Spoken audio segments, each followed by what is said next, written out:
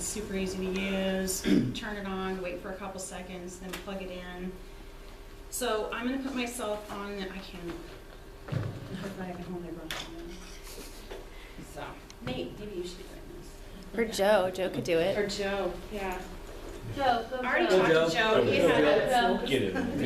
There's a lot of Joes This around here. Joe. I get confused every time I hear Joe. This Joe, new Joe. We all, if you're new, you always get picked I on. was thinking Joe Petaloo because he was giving me a bunch of grief when I was out there. Imagine Yeah, that. we'll just hit him with paralytics.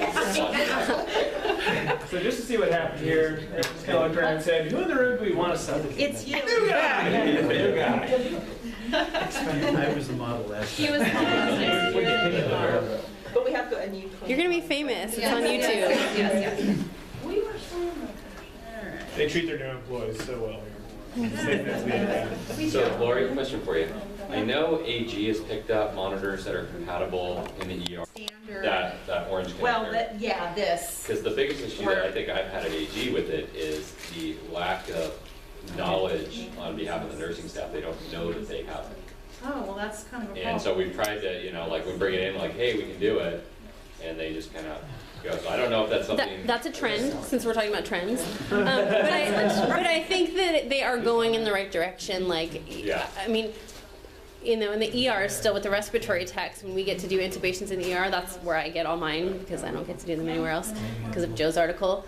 But the last time I did one, I asked the RT tech, like, oh, he put the colorimetric on. And I'm like, oh, get the ETCO2, and he was like, the what?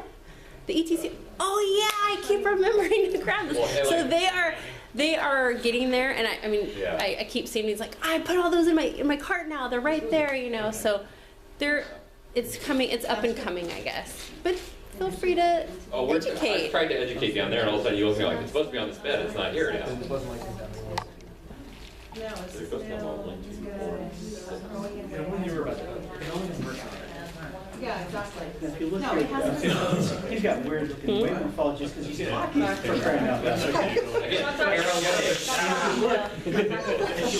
Okay, so now we got him on entitled, and this is side stream obviously, and I offered it intubated, but I don't intubate. So, and his SAT is 95.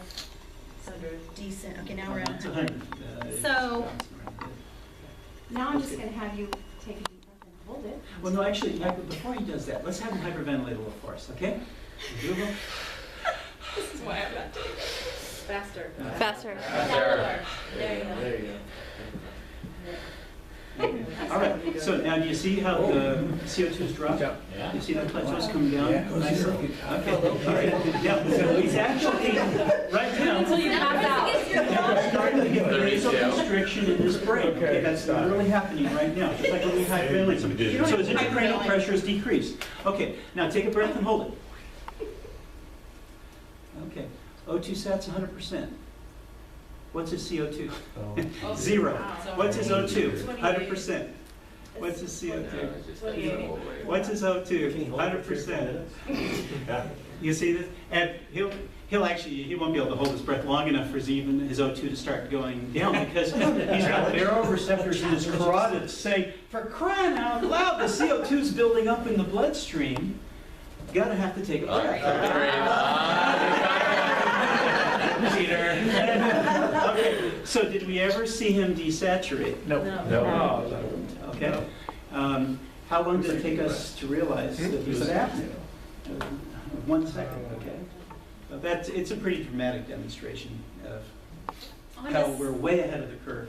On the side stream, it appears that the number still, because you noticed that the number was still in the 30s, but there was no waveform. On an intubated patient, I've seen this time and time again, if they're suddenly, if your equipment's not working or whatever, you have an instant, flat waveform and a 0. And I've noticed that on. Especially if they've just been RSI. Exactly. So, because they have absolutely no respiratory drive. But on this, it would have taken you a little bit longer in the other spreads to 0.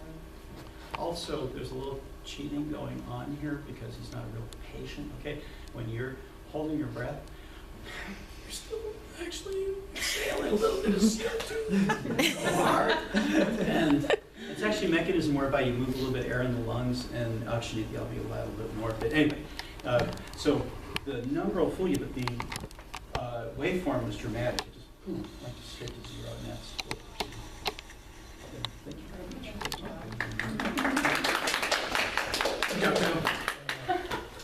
Yeah. I grew up in Riverside, California. It's nothing to brag about. It was such a boring place as a kid. That was what was amusing was, you'd hyperventilate to get dizzy, and then you do Valsalva, and then, because then you cut off what little circulation was left to the brain, you pass it out. Yeah, we did that. So you're on the pathway to that anyway. There is fun watching you hyperventilate, how you were getting a little lightheaded, and that's actually vasoconstriction going on in your brain, and you were decreasing your intracranial pressures. You were doing that. That's how quickly it works. And again, that's a CO2 mechanism that does that vasoconstriction there. So he was hyperventilating, blew off his CO2, got it down to 20, 25 there. But the minute he stopped breathing, because he was well oxygenated, then we saw that plummet. And keep in mind, we've got somebody who we've already got on O2, we've hyperoxygenated them. We'll do that, for example, when we're doing procedural sedation often. We'll put somebody on 100% rebreathers who really saturate their bloodstream with lots of oxygen. But then, by doing that, we're making it even harder to recognize when they become apneic or they're hypoventilating if we're only doing oximetry. And that's where it's actually even more important to do capnography, because that oxygen therapy that you've given them will hide the fact that they're no longer ventilating adequately. So we did it. We got in within 2 hours. So, all right. Let's Oh, give you've been Dr. a good Purdue a crowd. Thank you round. very much.